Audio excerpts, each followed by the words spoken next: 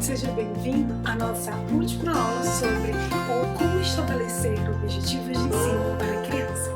Na aula de hoje, nós vamos conversar sobre um ponto essencial. A gente já olhou para os objetivos, a gente já sabe que de fato é um objetivo, um comportamento-alvo e não de repente só um rótulo ou só um resultado.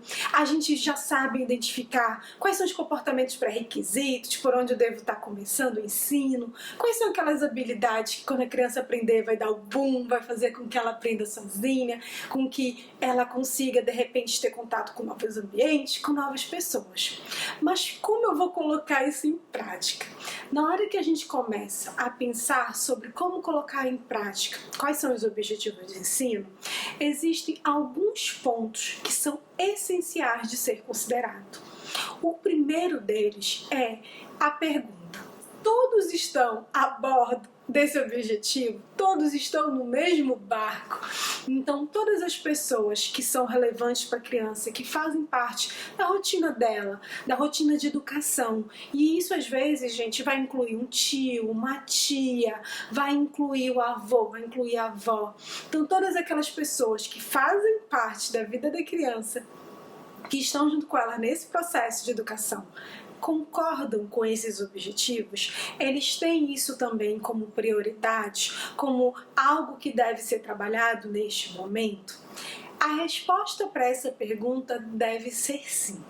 E se a resposta para essa pergunta ainda não é sim, isso é algo que deve ser trabalhado. Por quê?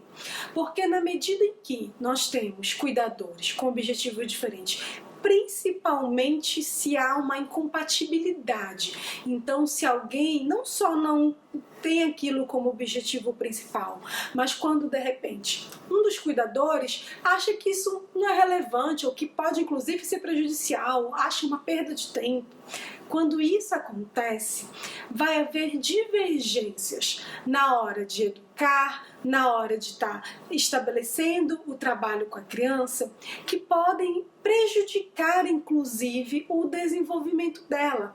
Porque aí de repente, para um cuidador falar, por exemplo, o bom dia, tudo bem, é algo muito relevante, porque ele quer trabalhar isso no repertório social.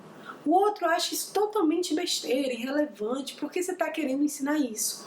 Um cuidador pede esse comportamento, o outro não, fica confuso para a criança, fica confuso às vezes para o trabalho, para o desenvolvimento do trabalho da equipe. E uma coisa que pode acontecer, não necessariamente, gente, em nível consciente, a gente faz essas coisas, muitas vezes a gente nem percebe que está fazendo, mas pode haver de uma pessoa acabar interferindo de um modo que será negativo nesse processo de aprendizagem. Então ela pode fazer coisas que acabam fazendo com que interfiram no processo de aprendizagem e de desenvolvimento da criança daquele determinado objetivo. Eu vou dar um exemplo para vocês que é comum de ocorrer.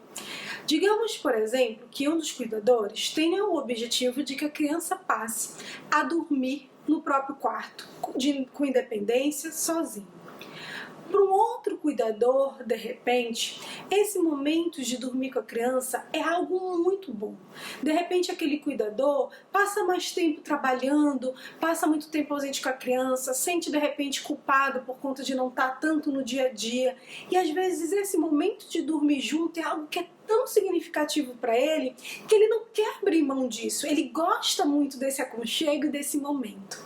Na hora que se estabelece junto com a equipe da criança que esse vai ser o objetivo de ensino, de repente aquele cuidador que gosta muito desse momento e desse comportamento pode às vezes se sentir com vergonha de dizer que gostaria que isso continuasse, pode não se sentir confortável e aí ele de repente não fala abertamente que aquilo para ele não é relevante ou até mais, que aquilo é algo que ele não gostaria.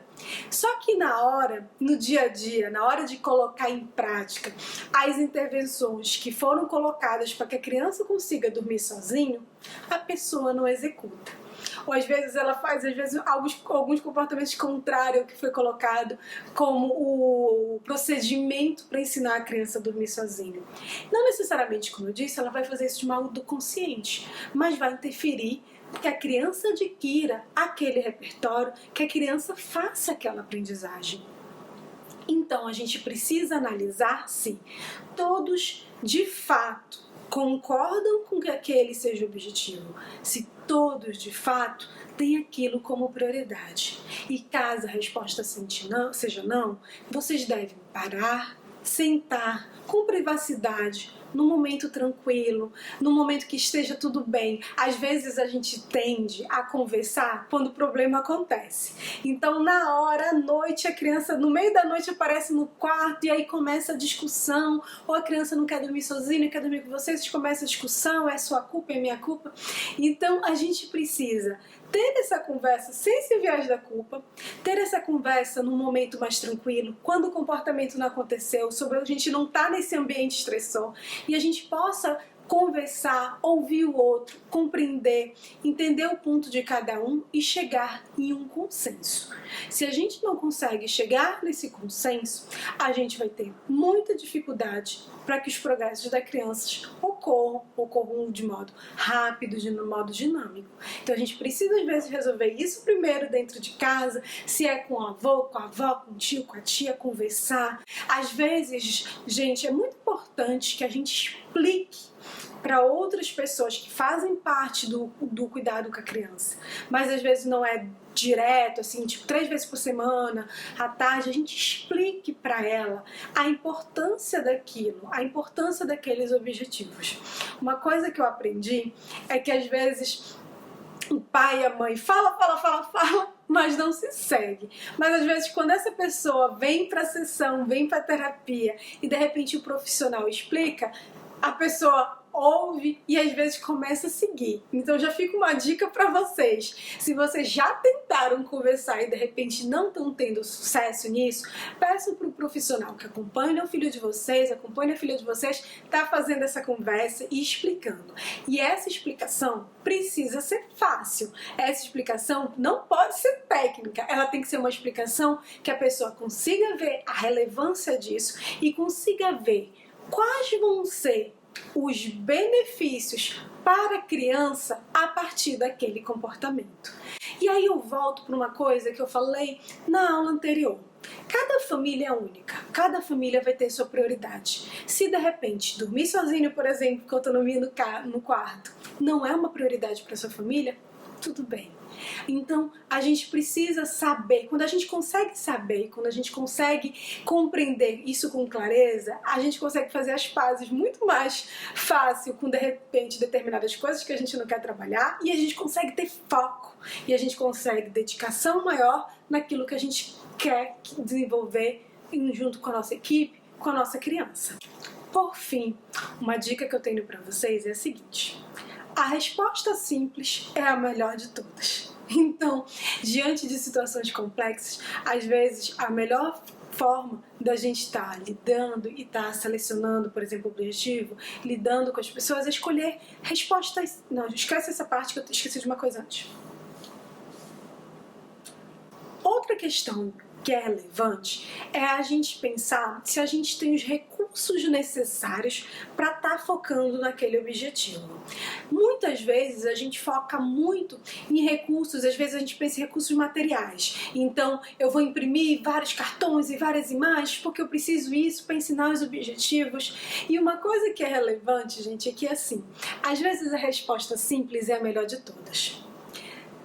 Por que eu vou, de repente, estar me preocupando de imprimir milhões de cartões e milhões de imagens, se eu posso usar objetos, se eu posso usar o que cerca a criança, o dia a dia dela, para estar fazendo o ensino? Em alguns momentos, claro, a gente pode precisar de recursos, a gente pode precisar de materiais para fazer aquele ensino. Mas será que de repente eu não tenho uma resposta mais simples para fazer essa aprendizagem, para fazer esse ensino da criança? E se de repente essa resposta mais simples, usando os objetos, as coisas do dia a dia dela, de repente para traçar aquele ensino, não vai fazer com que a criança desenvolva aquela habilidade muito mais no ambiente natural dela? Por exemplo, às vezes eu vejo família gastar muito dinheiro com recurso, comprando material onde a criança vai fazer o laço do cadarço do sapato. E aí a criança tá, por exemplo, com a plataforma aqui e ela tá fazendo o laço aqui e ela fez o laço. Só que a gente for analisar, é dessa forma que a gente faz um laço do cadarço do sapato? Não. quando a gente faz isso, a gente está fazendo não com o laço estando aqui embaixo. A gente faz isso com outras perspectivas. O nosso olhar é totalmente diferenciado. A gente tem que amarrar numa posição, na nossa perna, muitas vezes totalmente diferenciado de algo que está nesse sentido. A gente está fazendo nesse, a gente está fazendo nesse. Então, às vezes a gente está, tendo tantos recursos, quando fazer no próprio pé, fazer com o próprio sapato, vai ser muito mais próximo ao que é realidade e muito mais fácil para a criança, às vezes, levar aquilo para esse contexto. Claro, vai ter momentos que de repente eu preciso começar primeiro dessa forma? Pode ser que sim, mas busque. A resposta simples pode ser a melhor alternativa para como eu vou estar fazendo esses objetivos irem para a vida real e irem para a prática de vocês. Eu espero que vocês tenham gostado muito desse módulo, que ele tenha possibilitado nova visão de vocês sobre o objetivo.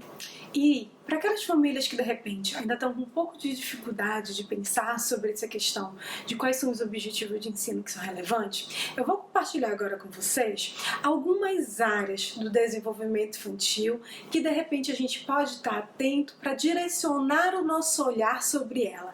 E aí de repente vocês podem pensar dentro dessa área um objetivo para cada uma. Então, por exemplo, uma área é a questão da comunicação e de linguagem. Eu posso, de repente, pensar em estabelecer um objetivo de comunicação, um objetivo de linguagem. Pode ser que a criança aprenda a fazer contato visual, pode ser que a criança aprenda a vocalizar, aprenda a usar gestos, aprenda a fazer pedidos, a fazer protestos, dizer algo que ela não quer. Uma outra área, por exemplo, é a imitação. E aí pode ser que a criança aprenda a imitar o nosso comportamento, aprenda a imitar com objetos, aprenda a fazer imitações mais finas, motoras. Pode ser que a criança aprenda a imitar assistindo um vídeo. Então, a partir dessa área maior, imitação, eu vou pensando para minha criança objetivos menores que para mim seriam coisas relevantes e significativas dela estar aprendendo. Eu posso, de repente, ter a área de relacionamento social. E aí, dentro dessa área de relacionamento social, pode ter a criança aprender a trocar de turno e esperar pela vez dela. Pode ter que a criança aprenda a imitar o brincar do outro, que ela aprenda a dividir e construir junto um brinquedo, uma determinada interação. Eu posso ter a área de segmento de instruções, de segmentos daquilo que é dito para ela, então de comportamento de ouvinte, que ela aprenda a seguir algo que alguém pediu. Eu posso ter uma área voltada para habilidades de vida diária, para coisas que eu gostaria que a criança aprendesse no dia a dia, que desse mais autonomia para ela em casa. E aí pode ser o uso, o desfraude, pode ser escovar o dente sozinha, aprender a se vestir, aprender a dar o laço no cadastro do sapato. Outra área que é muito interessante também é a área que é de atenção social. Então, que é diferente um pouco da comunicação, envolve se querer interagir socialmente. Então, eu aprender a me aproximar das pessoas, aprender a como chamar a atenção das pessoas, aprender a como responder socialmente quando alguém se aproxima de mim e aprender a olhar quando alguém está compartilhando algo comigo, indicando alguma coisa e eu olho na direção do que essa pessoa está indicando. Outra área, por exemplo, seria a área de atividades. Então a criança aprender a brincar sozinha, a brincar com um colega, a fazer uma brincadeira funcional, fazer uma brincadeira com início, meio e fim. São áreas de habilidades que vão estar ajudando muito no desenvolvimento da criança. Cada uma dessas áreas que eu falei para vocês e dei alguns exemplos, elas têm vários exemplos, né? Você pode estar conversando mais com um profissional que atende seu filho para estar definindo isso melhor, mas o meu objetivo é trazer essas áreas, que são áreas extremamente importantes no desenvolvimento humano para vocês, de modo que vocês possam, a partir de cada uma delas, também estar tendo um guia de o que nessa área para minha criança é relevante hoje ela aprender. O que nessa outra área seria irrelevante, seria importante que ele aprendesse. Então, às vezes, quando a gente tem esse guiazinho, é muito mais fácil para a gente estar pensando dentro de cada um deles um objetivo que seja relevante. Eu sei que para algumas famílias pode ser um pouco assustador, às vezes no início, fazer parte dessa definição de objetivos, porque envolve uma grande responsabilidade. Mas uma coisa eu tenho certeza: vocês são as pessoas ideais para estarem nesse processo ativamente. Vocês sabem quais são as áreas que, se a criança aprender a desenvolver, vai ser bom para ela, vai ser bom para a família de vocês. Vocês têm esse conhecimento e é muito importante que vocês tenham essa autonomia, essa fala e essa voz ativa nesse processo de decisão. Se por acaso você é a pessoa que está ensinando para o seu filho no dia a dia, você não tem de repente uma equipe tão grande, foque em começar devagar, começar com poucos objetivos, mas que sejam relevantes, que tragam esses elementos que a gente conversou de expansão para a sua criança. E façam essa parceria com o analista do comportamento que acompanhe o caso de vocês. Ter supervisão do analista do comportamento é essencial. Os pais, quanto mais eles sabem, quanto mais eles leem, quanto mais eles fazem cursos, mais eles aprendem, mais eles desenvolvem e melhor é para a criança. Mas é ainda assim muito importante que a gente tenha um profissional que possa estar junto, segurar ali, vamos junto, e estar guiando nesse processo. Na hora que vocês trazem o objetivo, eles já sei um procedimento, já sei como a gente pode estar fazendo para ensinar isso para a criança. Então, isso é importante. Tenha essa voz junto com esse profissional, tenha esse diálogo junto com ele, para que vocês sejam time e construam junto esse ensino para o filho, para a filha de vocês. Eu espero que vocês tenham gostado dessa aula, que ela tenha trazido muitas ideias, que esse tenha sido um módulo que vai ajudar muito vocês no desenvolvimento da criança. E nos próximos módulos a gente vai estar conversando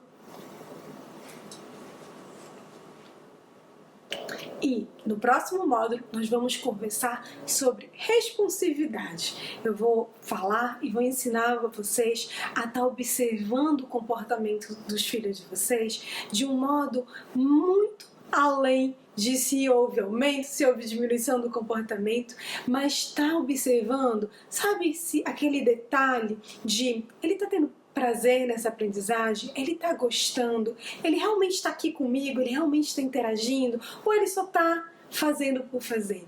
Então a gente vai conversar sobre a importância de ter responsividade e de como identificar esses elementos e como esses elementos são essenciais para a aprendizagem e para o desenvolvimento da criança. Até lá!